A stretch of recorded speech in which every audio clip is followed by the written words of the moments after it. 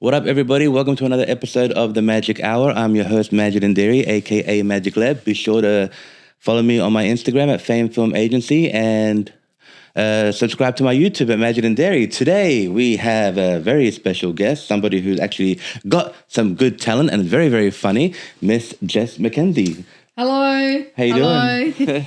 I'm good. Thanks How for are being you? here. I'm fine. I am fine. I can't get over how good that your set was at Christie's Beach. Oh, thanks, man. A couple of weeks back. Well, I did very funny stuff. I was really amazed. I liked your style, your confidence, the way you worked with the crowd, and the fact that you mentioned that you were even in New York. Yeah, That's a true story. that's 100% true. Tell us about your experience there. Well, I got a scholarship through the South Australian Youth Arts Board to go over, and I got allocated a bunch of money, and I contacted Marie Bamford, who was a friend of mine at the time. I'd performed with her at the Adelaide Fringe, and I said, "Can I come on tour with you?" And she's like, "Absolutely." So originally we were going LA, New York, Texas, but then it changed. She got accepted into the Montreal Just for Laughs Festival. So it went LA, New York, Montreal. And did you perform in all those places? Yeah. Wow. Yeah. So So she introduced me to some pretty big heads in New York and LA. It was awesome. You got some international experience right there. Yeah. American experience where it all happened, where all the great comics come from mainly. And, it was quite bizarre because I remember my first gig in New York, one comedian would do 6 shows in one night. Wow. So just jump hop from one room to another in the same venue and still do 6 shows or 8 shows in one night. But it's the same routine, obviously, for a different crowd. Yeah. Yeah, but that's got to be exhausting. Exhausting, but that's how they made a living. Yeah. I mean, we're lucky if we get 1-2 gigs here a week. Yeah. If we can get 1 gig a week, one it's a gig lot. a week is blessed. Because it's not as in the thing is in Adelaide, it's not high demanding like it is in New York. I mean, look at New York. There's what 10 or 8 to 10 million people. It's a lot of people there. I mean, they've got venues everywhere. They are starving for entertainment. Yeah. Not like here. I mean, this is Adelaide.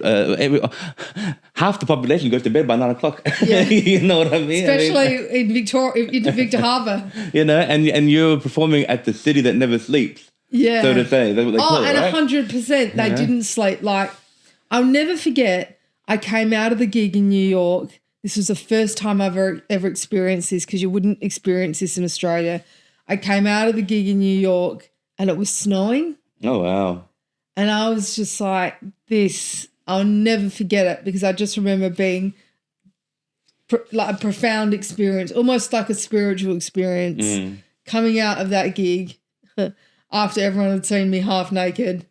You mentioned that. How long ago was that, though? That was, that was, God, we're talking 20 years ago. That long? Yeah. Sorry, please forgive me for this following question because I normally never ask this question. You can ask how old especially to a female. Look, how old are you? I have to keep that a secret. Okay. All right. Okay. I'm not going to try to take an educated guess, but 20 years ago, that means you've been in the comedy game for that long. Well, no, I had a decade off comedy where I went and lived in Byron Bay and worked as a lifeguard and did other things. Okay. So, yeah. You took a 10-year hiatus? 10-year hiatus. Wow. Yeah. And, well, I'm sure in that decade, you've gained some perspective and a different outlook on life to re-enter comedy. Yeah, I'm passionate about it as ever, man. Yeah. Yeah. Now the gig, the Gov on Saturday night, we sold out, went really well. I wanted to ask you about that. How did that show go? Yeah, it was good. Yeah. Did you have any? Did you have somebody opening up for you? Or was it just you there? I emceed, and we had Tafana DeVille. That was the, if I'm not mistaken, Queer and Folk. Yeah, Queers and Folk. Yep. Queer? Quiz. Queers. Yep. Plural. Sorry. Yep. I should have booked that because I like to do better research than that. Sorry, my fault. So, without giving too much away, like, what was that show about? Like, what were you talking about the most in that comedy show? It was a mixture, but being gay, what it's like, being queer, what it's been like, being non-binary, what it's like.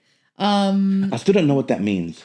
After all this time, this whole binary, does it mean like you're giving yourself a preference, like a? Well, you're a they them. You're not. Okay, you don't her, identify as a her or him. Okay. I'm still trying to understand that language. Binary to me is like binary code on a computer. Like I mean, that's as far as I've known what binary was, but I didn't know it was about people as well. I didn't know it can go that far. And I got. I'm getting the hang of it, but it's hard to keep up with what today's things like. Now there are memes and there are these, and I don't even know what a meme is until my son explained to me what a meme was. And like, oh, what's the meme? It's when you do something. Okay, like what? And then he was trying to explain to me what a meme was, and he showed me all these pictures of, is that what a meme is? Well, we used to do that in the 90s, but we just called it stupidity. We called it a fad. Yeah, we call or a phase. Yeah, something that would, or a phase, something that would last a week or two, and then we move on to something else. Yeah, and now they're just calling it's like word and language is evolving. Yeah, and it's transitioning. Yeah, and it's hard to continue to keep up. Apparently, cap means something. That's cap. Cap. That's cap, and I'm just like, what's cap? And there's also somebody getting capped. Yeah, so it also means that. Yeah. Okay, sorry. Continuing with what you were saying about your show, you said it was a mixture. It was a mixture. So there was straight allies and queer people that performed, and we got lots of positive feedback. So I have no complaints whatsoever. It was a fun show, man. Mm-hmm. How did the crowd take it? Yeah, they were good. Yeah. A lot of laughs. There was, and I'll recommend if any comics are watching that they keep mind of this. There was a point where, and I was told this wouldn't happen, but the sound from the restaurant bled into our room. I hate that. That can be annoying. And I was guaranteed it wouldn't happen. It happened. We must move on. But I would recommend that other comics make sure, with Fringe coming up, that that's not going to be a factor. Hopefully not, because the Fringe is always flat out busy. Yeah. So many things are happening simultaneously. Yeah. I filmed a show for a fellow comic, Jackson Grant. I filmed one of his specials. And thank God on that night, there was another show happening in the same venue, same building, just across the whole type of thing. And thank God that didn't linger from what was going on there to what was happening where I was filming, because that would have been disastrous. Yeah. Because, when you're filming, you're also filming the audio. Yeah. And you want the audio to be crisp and clean. Yeah. You don't want to hear any of that kind of background noise. Yeah. The only background noise you want to hear is the audience laughing. Well, you got some good shots at Christie's. Yeah, that was okay. And you know what? I forgot to bring my major mic, but it still worked out well. Okay. It still worked out well, because the camera that I have, it's got a nice built-in mic. But I have a output mic that just really picks up specific sound. And I'm not going to forget that on my next filming, because I take so much stuff with me that I shouldn't forget anything like that, but I do sometimes. But I had a backup mic, which is okay. But I got like a nice boom mic, which really pick up. That's the mic I use for Jackson, and his special turned out like top notch. Excellent. So yeah. Now, Jess, let's go back in time a little bit here. Yeah. Okay. What made you get into comedy in the first place? Okay, so I went to Loretto, and I was the class clown and the school clown. Mm-hmm. But my friend and I went and got a beer at PJ O'Brien's. Oh, nice. And we're sitting there and watching some stand-up comedy. And this guy gets up and he says, listen, we're running this competition called Raw Comedy.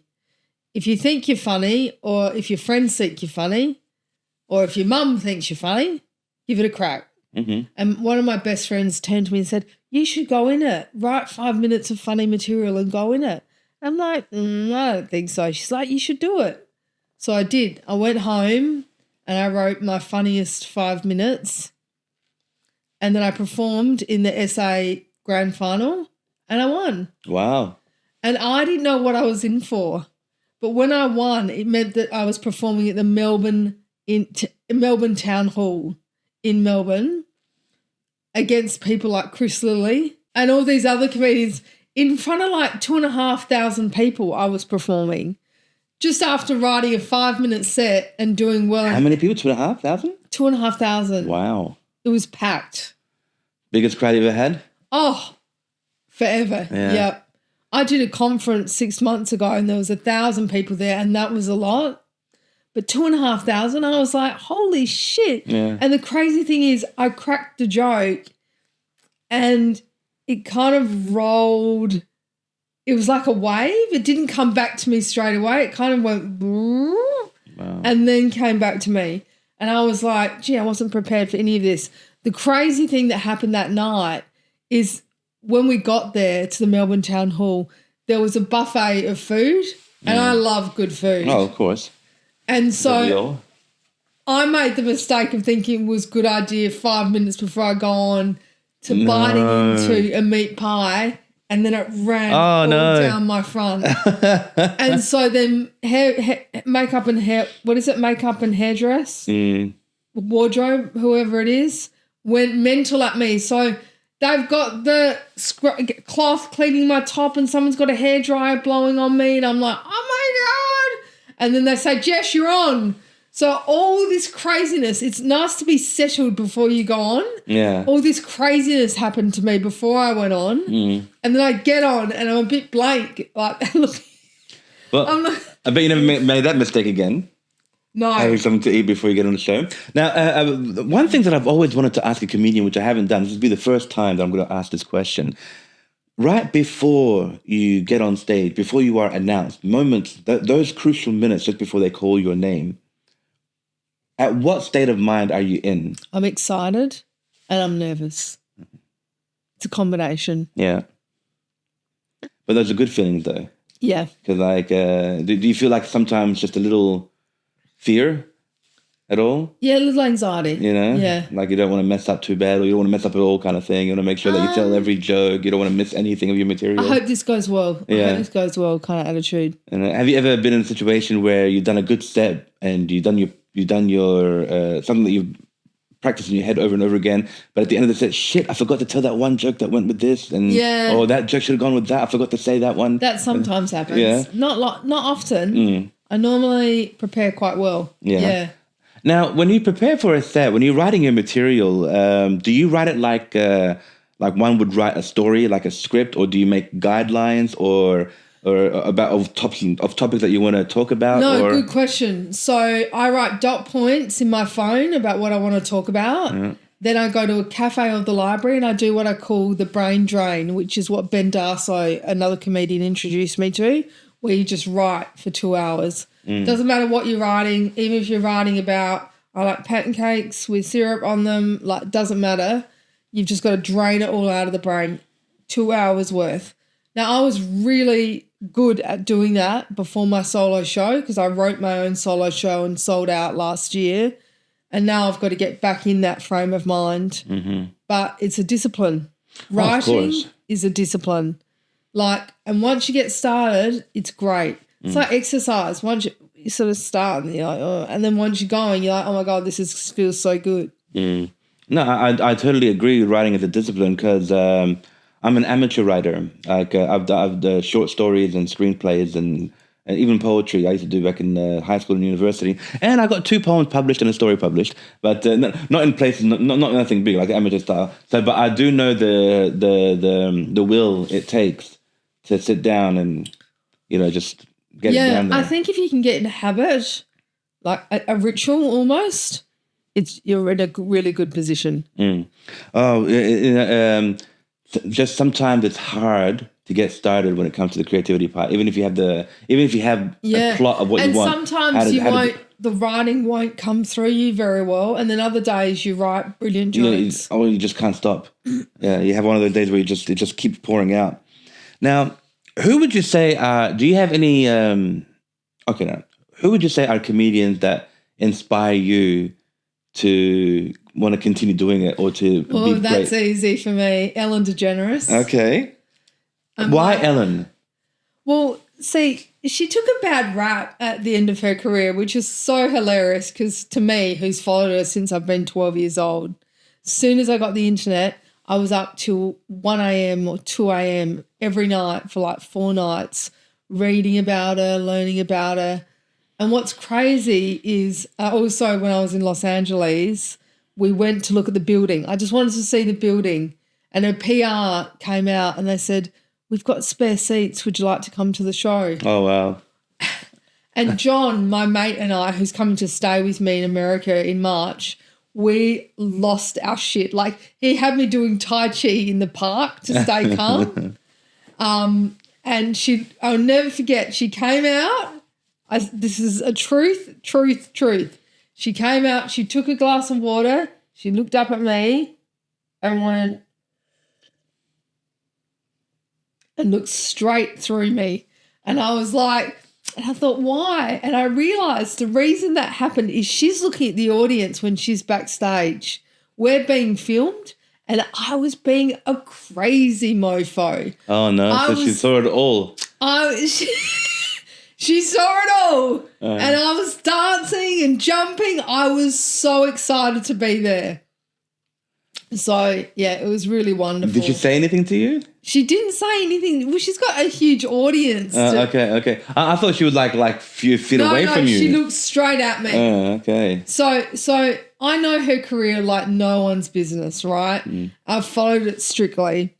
And when they came out, because her tagline was "Be kind to each other," and they were like, "Oh, Ellen's not so kind," I was like, hang on a minute. Let's do the research, team. For the last 19 years of her show, she's raised over $120 million for underprivileged people, not to mention setting up a gorilla sanctuary in Uganda or wherever it is. And I'm just like, people worship Donald Trump. I'm like, look at what this woman's done. Look at what Ellen's done. Look how she's raised money for veterans, for colleges, for single mums, for people without cars. Yeah, but only retarded people worship Donald Trump. I mean, I wouldn't say that far, but I would say that uneducated would follow something like that. I once saw a sketch that Ellen DeGeneres was part of that was written by and designed by Jimmy Kimmel. Oh yeah, he's good. The Nice Off. Have you heard of the Nice Off? Nah. Like what they were trying to out nice each other of who is the nicest person between the two. Okay. By being nice to people. Yeah. And Ellen was always winning that side of being nicer. And at the end of that sketch, because she won the nicest person ever, she gets close to Jimmy Kimmel's ear and she whispers, "That's why you don't with Ellen." like she showed like a gangster side of her on that sketch, because I am the nicest, the kind of thing. You can't have consecutive 19 years of giving and then turn around and let someone just say, I don't. But it's the thing just is, not true. The thing is, I don't think she turned around. I don't think that's where she got her, where her reputation kind of started to go decline. What happened was, what they were saying is that she was, at times, she could be abusive to the staff. But that doesn't necessarily mean that she doesn't do well or she doesn't do good. Like, if you're a boss, if you are in charge, and sometimes some people make mistakes in their job, you can encourage them. But if they continue making mistakes, sometimes you have to kick some ass. I don't think that makes you a bad person. You got to do what you can. And she apologized. You got to do what you can to make the business run well. Yeah. And sometimes you got to kick some ass to get it done well. And she apologized and said, I realized my brand, my name is all over these buildings, all over the pictures of me are all over the Broadway, the Times Square. It's Ellen this, Ellen that. And she said, and I made a mistake. She apologized, and people were fired. So she took immediate steps when she learnt what was going on. I see. Yeah, I think that message gets lost in media or lost in translation or lost in whatever, and people automatically assume the worst. Yeah. I think it's because people just love gossip. People just love. I hate to say that, but people prefer a nice, juicy lie over a simple truth. Absolutely. You know what I mean? Donald Trump. People love the lie. People love the drama. Why do you think Melrose Place was such a great hit? You know what I mean? Why was Beverly Hills 90210 such a great show? Why do people till this day still watch The Young and the Restless and God knows what else? And Bold and Beautiful. Yeah, they're still around. You know why? Because they love that juicy gossip. Yeah. And God. if that can be a part of a daily life, it gives them something to talk about. Yep. Forever and ever and ever. And ever. Forever, ever. And it just keeps on going. And I think that's what's going on. That's what happens to somebody like Ellen. They believe that lie and they want to go forward with that lie and push it as far as they can go. But they would, because the truth, okay, it can be very boring. The truth can be boring. Yeah, 100%. But sometimes especially the truth, in Hollywood. But sometimes the truth can be freaking sadistic, or it could be this. It could be so many things. But it still doesn't compare to the juiciness of a big fat lie. Yeah. That you can spread and and get your friends to talk about it with you and go all the way with it, and it could be hurtful and it could be destructive to others. Because but it wasn't like that. It was just this. Oh no, it can't be that. That's too simple. But that's what it is. That's what it is. It's simple. Yeah. I mean, why are you trying to complicate something that's not complicated? Yeah. Why are you adding something that's not there? No, I wrote a poem. For those of you who like to gossip, stop it. Okay. That's it. That's it. But if people followed that train of thought, there'll be no more magazines to sell. Well, there'd be no more probably wars either. Oh, no. There'll always be war. Whether it's for lie or if it's for true, there will always be war. Because the thing is, when it comes to war, there's always money to be made from war. And nobody wants to stop making. There are certain people that just don't ever want to stop making money. And there are certain people out there that just want to see certain places get burned down. Yeah. So that truth or no truth, this is a horrible truth that will never go away. This has been going on since the dawn of time. Since before a religion was formed, people were killing each other. People were conquering each other. If one country was bigger than the other country and they had a bigger population, they'll go conquer it. It had nothing to do with God at the time. It was just about ego. It was about so many things. Religion was just the main excuse they used once it became a thing. And that's why they all had those ridiculous speeches. Hey, God is with us on this war. God told me to go to war. God told me that this victory will be righteous. Oh, shut the fuck up. It had nothing to do with that at all. You know it. But the thing is, there are many God people out there.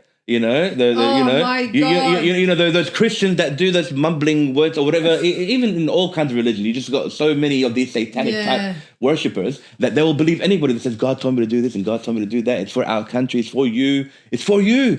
For me? Yeah, God, for me. You know what I mean? They really get involved. So that was just an extra thing that happened that made it worse. And we're not here to talk about war. We're here to talk about funny stuff.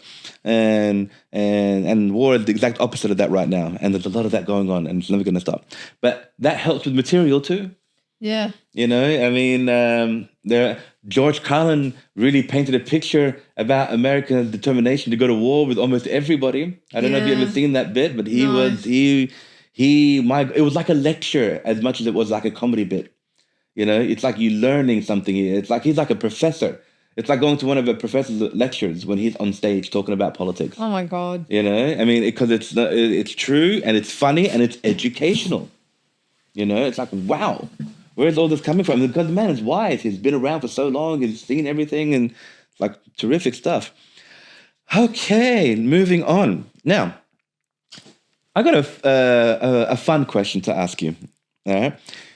One day when you do become rich and famous and you forget about people like me, if somebody ever made a movie about Jess Mckenzie, who would you like to play you? Ellen. Okay, I know you love her, but she's a blonde. I guess she can dye her hair. She's not blonde anymore. She's let it grow out. Okay. She's now a silver fox. Okay. All right. Okay, I know you love the woman, and that's fine. I appreciate that. But if you look at the project realistically, she's older than you are, I'm guessing, since you're so mysterious about your age. But I'm going to guess that Ellen's older than you are. Yeah. All right. So if you had to make a realistic choice, somebody who's close to your age. Oh, this is a hard one. I think I know somebody who'll play you very well. Who? Kate McKinnon.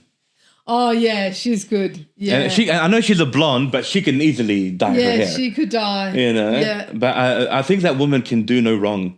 She's so clever, isn't she? I think she can do no wrong. I think she's She's hysterical. She's incredibly talented. Yeah. She doesn't break very often. No. And I loved all of her almost every single sketch she Wouldn't did it in be brilliant SNL. to get a gig on SNL? But the thing is, Oh you my can't. God. You can't. It's You have to audition untouchable. and be part of the cast, or you have to be successful in your own right, where they ask you to come and host. Yeah. That's the only two ways you can be a part of the Yeah. SNL, or be an extra and do nothing, just be in the background and do nothing. You know, they get people to do that as well. But to be on SNL, that would be, that's like, you made it.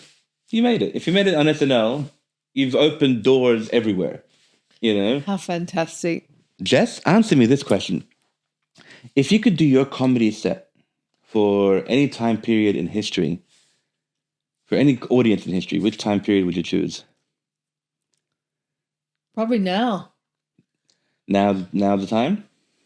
No time like the present, they say? No time like the present, seize the day, all that kind of stuff. Yeah, now. And you're doing pretty well. I'm guessing. I'm not guessing. I know that you're doing pretty well. Are you happy with your current status in comedy right now? I've got to write a lot more. I've got to be more disciplined. Like we talked about rituals before of writing.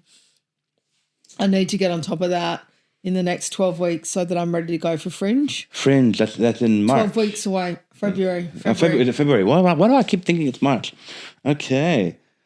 And so you're saying that you are a part of a show with Stephen Lockwood. Stephen Lockwood and Cat Bell come along. Called Mum's Second Favourite. Okay.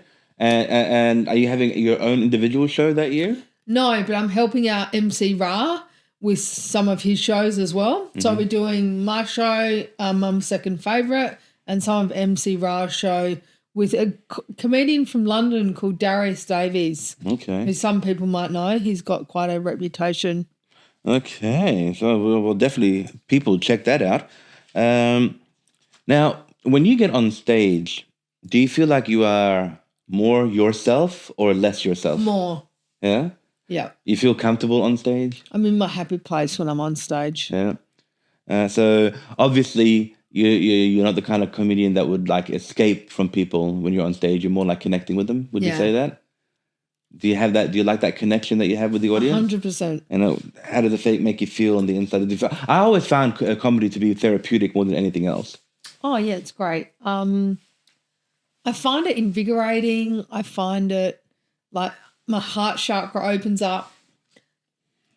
It's a loving thing. My comedy, I never want my comedy to be harmful towards minorities or because I'm a minority as part of the LGBT plus community. So I know what it's like to be hurt like that. So I'm conscientious that my material isn't really bigotry. I usually have a crack at like Prince Andrew or some of my jokes or stuff like that. Yeah. Now, have you found over the years that you've been doing comedy that the audience's perception or point of view has leaned towards being incredibly sensitive, or they get offended more easily than say audience 30 years ago where they weren't so easily offended? Do you feel like some audience members are just looking for something to be offended by to make a I think you've got the whole gamut. I think you've got people who are looking to be offended. I think you've got people who won't easily be offended. I think you've got the whole gamut of people going along to gigs.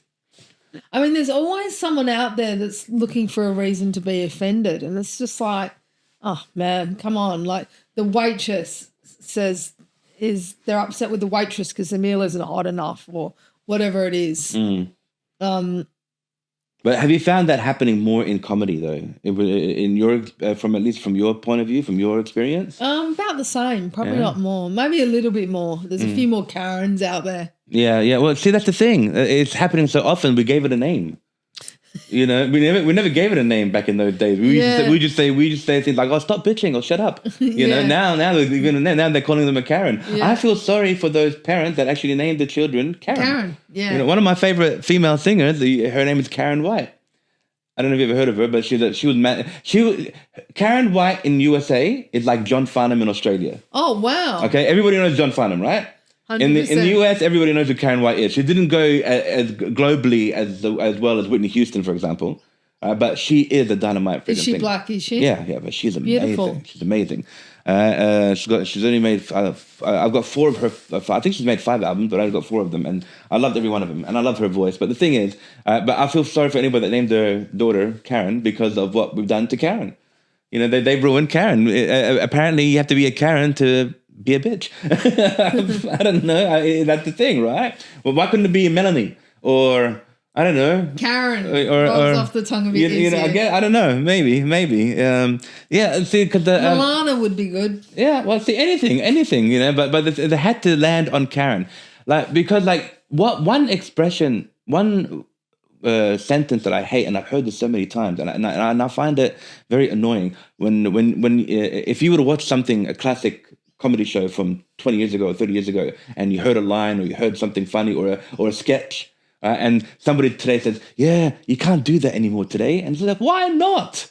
Yes, you can. You can do the same thing, maybe in a different way, but you can still tell that same kind of joke. As long as it's not rooted in bigotry. That's all I'll say. Okay, now, we're going to have a little bit of debate here. Now, you can make fun of a certain race or a certain group if without attacking it. You know what I mean? Yeah. Like, if you were making fun of a stereotypical thing that Arabs do, or what black people do, or whatever, like, you know, like the whole black American thing, they love fried chicken, watermelon, that kind of stuff, right? That stereotype. There are ways around it. There are ways you can do those jokes without being offensive, you know? But, like, if it's more of an attack, then people aren't stupid. They know, they can tell what an attack is compared to telling a joke. Yeah. You know? Like, what would you consider something to be what would you consider to be a bigot joke? Oh, I don't know, something like... Or a sketch. You know, you don't have to tell us the joke, just like the premise part, like, what would you think would be considered inappropriate? The premise would be that trans women aren't real women. Okay. So when somebody said they're not real women, that could be taken as offensive. Yeah. Okay. All right. Now, see that I can understand. But okay, but what if they said something similar to that, but they meant it from a point of view which was that led to something funny, and then you kind of retracted it? Sure. There are ways around it. I do a joke, right? I put it past Chongy, Jason Chong, and I talked to Mickey D about it as well. I did this joke where I say, my family's strange. Whenever my dad comes across foreign people, he gives them directions in their accent. Okay. Hey, y'all. Okay, go down Rundle Street. Go down Rundle. And the tourists are like, are you okay, sir? So I put it back that the tourists have the power and they're making fun of my dad. Yeah. Right? Yeah. So I did that joke, and it lands because it's not like making fun. It's making fun of my dad. Yeah. But I know where your dad comes from, because I after living in the Gulf for so many years, almost 2 decades, whenever I get in a taxi, it's either a Bangladesh man or an Indian person or whatever, and I will always speak in the accent that they know that they can understand. Yeah. You know what I mean? Because if I spoke in a full-on accent that I do right now, they won't understand me 100%. What's an example? Like if I get an Indian guy, he goes, hello, boss. And I was like, that's me. And he goes, hi, boss. I say the same. I speak this language. He called me boss. I, in return, call him boss. And he goes, hi, boss. I need to get to Manama. Take left and go right. So I speak like that. I don't say go left and then go right. If I spoke to him in the way I would speak to a cab driver here, I'm going down Downtown Street. I want you to take the first left onto Ken and then right on the whatever. He'll know what I'm talking about because I'm speaking in the way he'll understand. They won't understand. They just won't. So you have to. I'm not saying you're dumbing it down. I'm just saying you have to be more in tune with how they would comprehend. So I would speak in that way, and they will understand 100%. And this was before the whole GPS thingy. You know what I mean? Before they had every taxi now has a GPS device on their car. Yeah. You know. So and then because you're ordering beforehand, they know where you're going without you telling them where you're going. So the advancement in that has made everything easier. But in those days, you just have to, like that. And it wasn't just with the taxi driver. When I'm ordering food as well, you know, I get a waiter or a waitress, you know, because you will never ever see a white waiter or waitress in the Gulf. Wow. Especially, particularly in Bahrain, you will not. They're either Filipinos or they're not. The white people are the white people are the managerial positions. You know what I mean? Or if they're chefs from certain European countries and they want them specifically because of how good they are, they become the chefs. But the chefs never talk to the customers anyway. You know, they're always in their kitchen doing their own thing. You know, but whoever's serving you or whoever's catering to you, it's always going to be a non-white person. Interesting. Now, that's a different kind of racism. It's being racist without actually admitting racism. Because the Gulf is built on manual labor. Yeah, right. Of poorer countries. That's how they are rich. You know, Dubai. Do you think that was built by Emirati people? Absolutely not.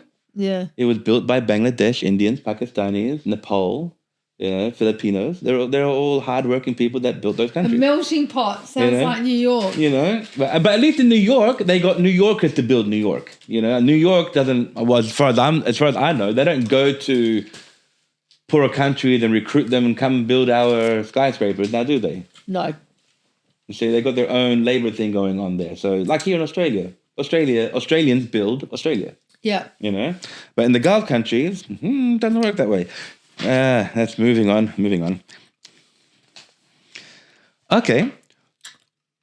What is the joke that you've heard that you laughed so much that you wish you had come up with? Okay, I can tell you that. Trevor Noah. I like Trevor.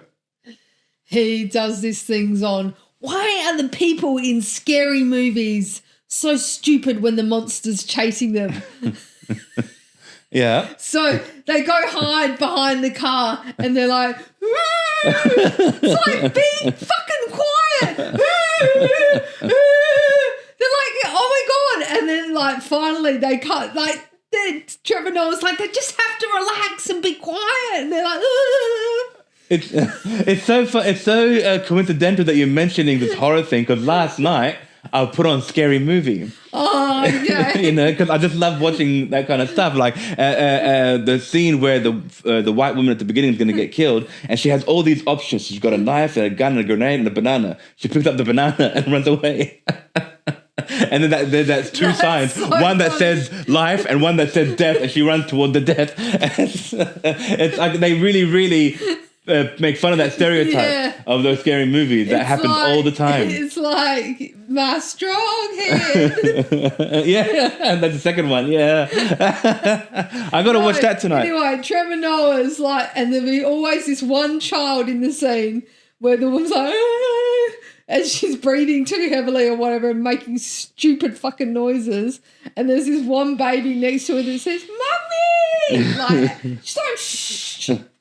And then there's this one guy in the scary movie who is hiding and cannot handle being hidden for so long. So he just comes out and says, "What do you want?" to the scary monster. And the scary monster's like, and then slashes this guy. That guy deserved to die. Yeah. He came out. He couldn't handle being quiet on his own. Well, horror movies today, even the real scary ones, you do find a comedy element in these films. Yeah. You know, Yeah. I mean, like you know those groups of people that would purposely watch bad films so they can make fun of it, like a mockery. You know, like scary movies are classic. And scary movies are a good way to do that. You know, I remember people. How many of the people sat down watching that movie, The Room? That movie that's so famous that it won an award for the worst movie ever made. You know, it's called The Room. Have you heard of The Room? I haven't seen it. And I've seen parts of it, but the thing is, these people get together, sit down and watch it. They actually went to the theater to watch it just to laugh at how horrible it was. Wasn't there one that's... And they made a movie about it. And they made a movie about The Room, about the making of the worst movie ever made.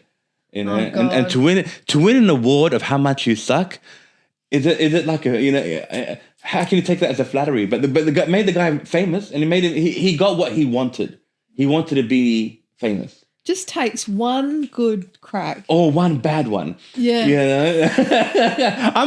You know what? I will settle for either at this point. You know, like I make sketch films. I sit down, I write, I produce, I have a casting method, have a table read, then the final shoot, and then the final editing and the upload it. I go through all this work to do something that's really funny as well, and people enjoy it, and it gets there. But I am bested by a 6-year-old who picks up a bottle and flips it to land right.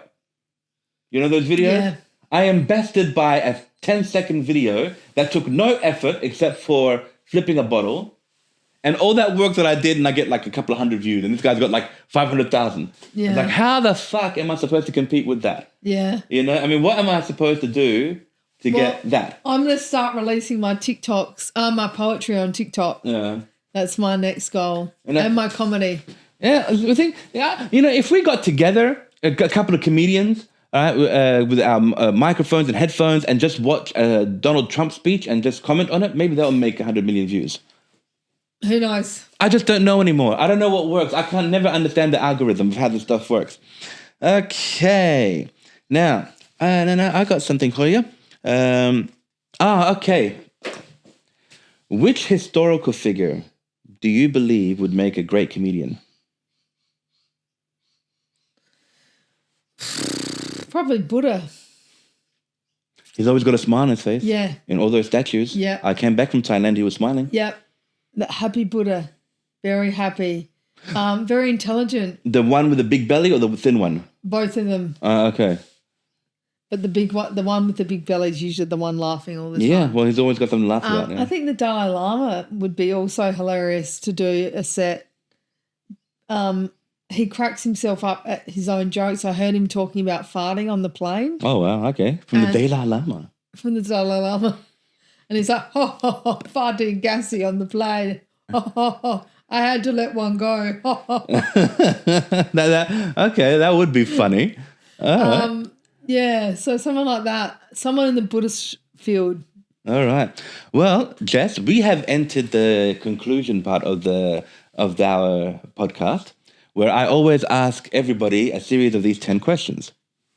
Have you heard of a man named James Lipton? No. James Lipton was an American writer / author who hosted a show for over 2 decades, if I'm not mistaken, called Inside the Actor's Studio. He's interviewed almost all the major great actors and directors and producers.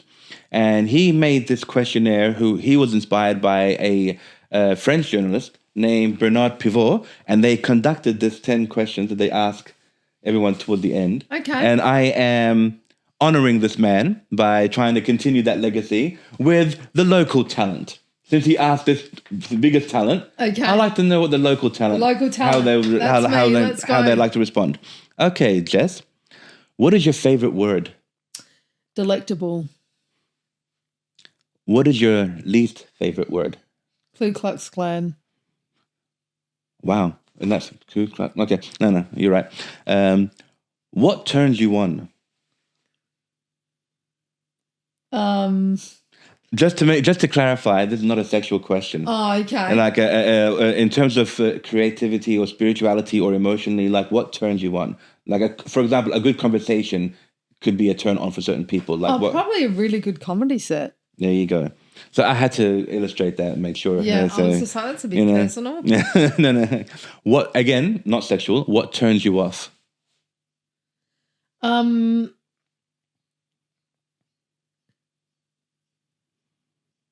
Egotistical comedians. True that. What is your favorite curse word? Motherfucker. What sound or noise do you love? The rain on the roof at night. What sound or noise do you hate? Drilling, especially in the dentistry chair. Okay. What profession other than your own would you like to attempt? Well, I was a lifeguard for 13 years. I'd like to go back to that, but maybe mentoring kids who are neurodiverse. Okay. Very noble. What profession would you not like to do? Accountant. Not good with numbers? No. And finally, if heaven exists, what would you like to hear God say when you arrive at the pearly gates? You were bloody hilarious this lifetime.